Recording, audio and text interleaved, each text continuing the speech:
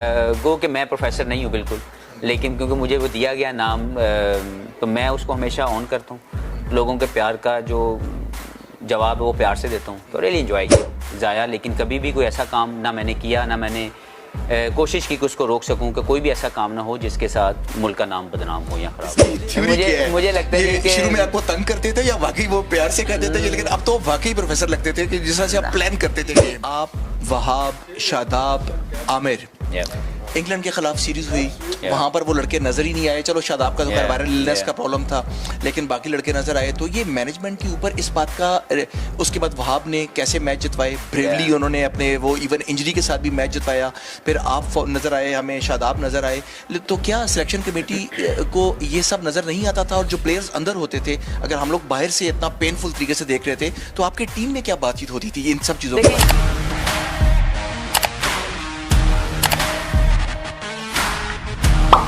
हफीज भाई, आपको प्रोफेसर क्यों कहा जाता है? लोगों को ये बताएं, हमें तो पता है, लेकिन इसकी थ्योरी क्या है? मुझे लगता है कि शुरू में आपको तंग करते थे या वाकई वो प्यार से कहते थे, लेकिन अब तो वाकई प्रोफेसर लगते थे कि जिस तरह से आप प्लान करते थे गेम? नहीं, असल में मुझे लगता है कि लोगों को ये वाला जो एक किस्म का एक नाम है वो पसंद आया और लोगों ने इसको ऑन किया, इसको इज्जत दी है, तो इसलिए मैंने भी इज्जत दी है। गो कि मैं प्रोफेसर नहीं हूँ बिल्कुल, लेकिन क्योंकि मुझे वो दिया गया नाम तो मैं उसको हमेशा ऑन करता हूँ। लोगों के प्यार का जो जवाब है वो प्यार से देता हूँ, तो रियली एंजॉय किया। कोई ऐसा रोशान और ईमान, बाबा का क्रिटिक कौन है? रोशान। मैं जब गलत शॉट मार के या आउट हो जाता हूँ तो वो मेरे आगे खड़ा होता है, कहता है जी बाबा ये कौन सी शॉट थी यार। So he is one of that. Mohammad Hafiz is one of the gem from the Pakistan. Why when I say this word, the gem of the Pakistan, he always plays for the Pakistan flag. Obviously all the players play for the Pakistan flag. लेकिन कुछ players ऐसे हैं जिन्होंने अपनी identity बना ली है कि they are such solid people with a solid character कि ओवर द ईयर्स डेकेड्स, जब उनके क्रिकेट का आगाज़ हुआ, मेरा ख्याल है भेरा से लेके वो जो दिन है, भेरा सरगोदा और वो जो दिन है, वहाँ से लेके आज के दिन तक Mohammad Hafiz has been never involved in any scandal, either inside the game, either outside the game, और हमेशा से ही उन्होंने बड़ी सख्ती से वो अनासर जो अगेंस्ट द कंट्री किसी किस्म का कोई एक्शन टीम में हो, हमें फील्ड के ऊपर नजर आए, उससे आपने डिसएग्री किया। How you develop that character, how you build that character? मैं इस पर प्राउड हूँ टू बी ऑनेस्ट कि मैंने पाकिस्तान के लिए 17 साल खेले, और विद द सेम टाइम उससे भी ज़्यादा प्राउड मोमेंट या प्राउड फीलिंग मेरे लिए ये है कि नॉन कंट्रोवर्शियल है। तो मैं समझता हूँ कि इसमें डिसिप्लिन है, वालिदैन की तरबियत है, लाइफ का वो डिसिप्लिन है जो आपकी रिक्वायरमेंट होती है, और अपने आप को हमेशा उन तमाम चीज़ों से दूर रखा जिससे मुझे लगा कि मैं या मेरा मुल्क उसमें तकलीफ़ में आ सकता है। सबसे पहले मुल्क है जिसके लिए हम लोग खेलते हैं, तो उसकी इज़्ज़त बढ़ाने के लिए तो मेरी एनर्जी ज़रूर होनी चाहिए ज़ाया। लेकिन कभी भी कोई ऐसा काम ना मैंने किया, ना मैंने कोशिश की कि उसको रोक सकूं कि कोई भी ऐसा काम ना हो जिसके साथ मुल्क का नाम बदनाम हो या ख़राब हो। मुझे एक मैच याद आ रहा है जहां पर इंग्लैंड के खिलाफ यूएई में 2012 में जब इंग्लैंड की टीम आई हुई थी और वहां पर गेम हो रहा था, and Hafeez took a catch but he was not sure that the catch is clean or not, and then he claimed that catch has not been taken, और उसके बाद हफीज को इसी बिना पे स्पिरिट ऑफ द क्रिकेट का अवार्ड भी दिया गया। और जब मैंने ये खबर पढ़ी और जब हम ये पढ़ते थे न्यूज़ वगैरह और डिस्क्राइब करता था मैं उस ज़माने में दुबई में रेडियो के ऊपर, तो यकीन करें मेरे अंदर एक जस्ट लाइक अ फ्लैश बिजली आ जाती थी जस्ट फॉर द किया वो काम हफीज ने था, but brand ambassador of the Pakistan flag, I felt so good जब वो कहते थे कि स्पिरिट ऑफ द क्रिकेट का अवार्ड जो है that goes to Mohammad Hafeez. तो हफीज, आपका जो अर्ली क्रिकेट थी उसके बारे में थोड़ा सा हमारे फैंस को बताएंगे कि how you started out in the era, और फिर कैसे आपका इंटेलिजेंस हुई? नहीं, एक्चुअली मैं सरगोदा से हूँ, और सरगोदा से मेरी क्रिकेट स्टार्ट हुई। मैं पढ़ा वहाँ पे, आर्मी कॉलेज में पढ़ा। उसके बाद क्रिकेट में कोई ऐसा मेरा शौक़ नहीं था कि मैं स्ट्रेट अवे पाकिस्तान के लिए सोचना शुरू कर दूंगा, बट मैं अंडर 19 खेला, उसमें पाकिस्तान टॉप किया, and then started my journey. समझ आनी शुरू हुई कि क्रिकेट खेलने के लिए बहुत डिसिप्लिन होना पड़ेगा, बहुत सी वो चीज़ें जो आप यंग एज में करते हैं आपको नहीं करनी if you wanted to reach somewhere. तो मुझे बहुत जल्दी उसकी रिस्पॉन्सिबिलिटी अपने लेके मैंने अपना कैरियर शुरू किया, और to be honest Allah is been so kind, मेरे लिए रास्ते खुद ब खुद खुलते गए। खुद ब खुद वो रास्ते जिस पे मुझे चलना था, जिससे मुझे कामयाबी मिलनी थी, वो मेरे सामने आते गए। मैंने सिर्फ मेहनत की है दिन रात, और उसके अलावा मैं समझता हूँ कि I been so kind by the almighty Allah कि मुझे हर वो चीज़ मिली जो मैं चाहता था, हर वो चीज़ मेरे लिए आसान हो गई जिसकी मैंने ख्वाहिश की।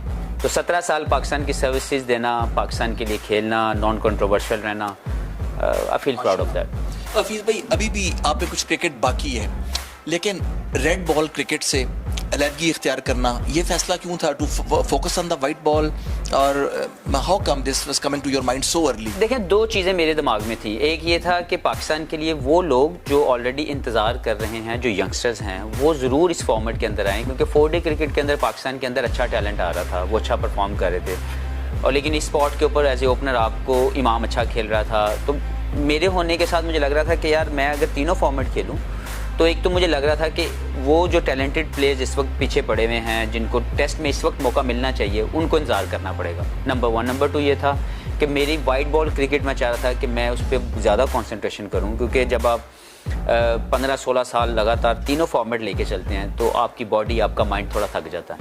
और कुछ ऐसी अचीवमेंट में उसमें मेरी रह नहीं गई थी कि मैं सोचूं कि मैंने कुछ 10,000 रन पूरे करने हैं या मैंने 100 मैचेस खेलने हैं, test matches.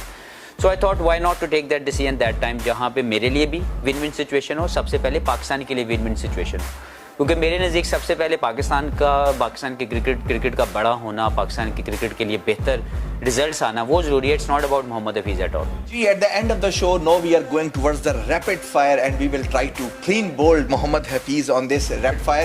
But before the rapid fire, just one question, short question I will ask Hafiz भाई।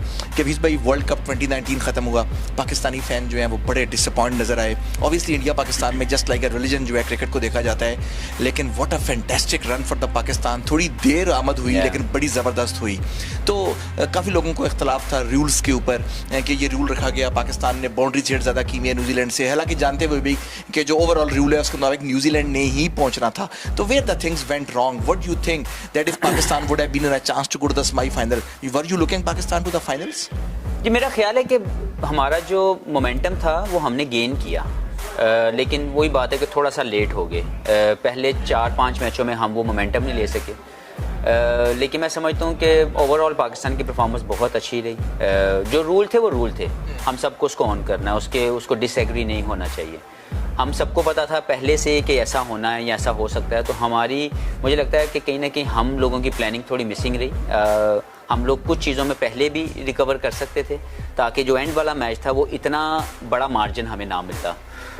But this is how it goes, sometime you do some mistakes and then you need to pay for that, and I believe कि हमारी mistakes हुई हैं as a player भी, as a management भी, कि हम लोग प्रोएक्टिव नहीं रहे टुवर्ड्स दैट रूल। अगर हमें पहले ही 5 मैच पहले, 6 मैच पहले अगर हम लोग, क्योंकि हमारा जो पहला मैच था जो वेस्ट इंडीज़ वाला, वो बहुत ही बुरे नेट रन रेट से हम नीचे आ गए थे, तो हमें उसी वक्त ये सोच के खेलना चाहिए था अगले सारे मैच, जो कि हमें बाद में जाके रियलाइज़ हुआ। लेकिन ऑब्वियसली वी डू लाइक आपकी जो गलती है वो आपके सामने आती है। आई थिंक अगर हम 6 मैच पहले इसके सोच के खेलना शुरू करते तो थोड़ा थोड़ा करके एंड वाला जो मैच है वो हमारे लिए इतना मुश्किल ना होता। लाइक हफीज़ भाई, आप, वहाब, शादाब, आमिर, इंग्लैंड के खिलाफ सीरीज हुई, वहाँ पर वो लड़के नजर ही नहीं आए। चलो शादाब का तो वायरल इलनेस का प्रॉब्लम था, लेकिन बाकी लड़के नजर आए। तो ये मैनेजमेंट के ऊपर इस बात का, उसके बाद वहाब ने कैसे मैच जितवाए, ब्रेवली उन्होंने अपने वो इवन इंजरी के साथ भी मैच जितवाया, फिर आप नजर आए, हमें शादाब नजर आए।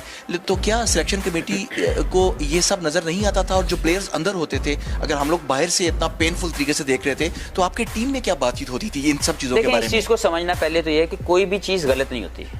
जो प्लेयर खेला उसने भी पाकिस्तान की रिप्रेजेंटेशन करते हुए पूरी कोशिश की कि परफॉर्मेंस हो। अगर वो नहीं कर सका तो वो भी हमारा साथी है, और जो आया वो भी हमारा साथी था। और अगर सिलेक्शन कमेटी ने या मैनेजमेंट ने कोई भी राइट टाइम पे राइट डिसीजन लिया है तो हमें उनको मुबारकबाद देनी चाहिए कि अगर उन्होंने को बेहतर काम किया है, ना कि हम ये सोचें जी पहले क्यों नहीं किया। तो मेरा अपना ये मानना ये है कि उन्होंने बिल्कुल सही डिसीजन लिया, और वो डिसीजन अगर आप देखें तो वो काम भी आया। मेरी अपनी ये थी कि मैं क्योंकि इंजर्ड था और मैंने अपनी थंब इंजरी के बाद मैंने क्रिकेट शुरू की थी, तो मुझे थोड़ा टाइम चाहिए था जो मुझे मैनेजमेंट ने दिया।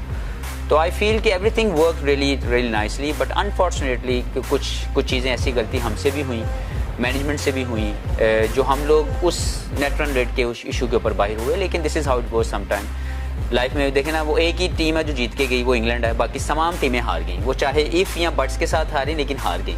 तो हमें ये समझना चाहिए कि एक ही विनर होता है, लेकिन आप गलती करते हैं तो इसीलिए आप उस गलती का खमियाजा सीखना चाहिए।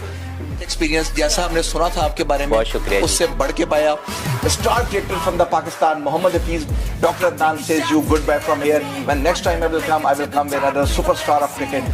Fingers crossed till then. Take care and bye bye. Up a new degree, bitch, you ain't seen anything. I pop off with the new rock, electronic, blow the sonic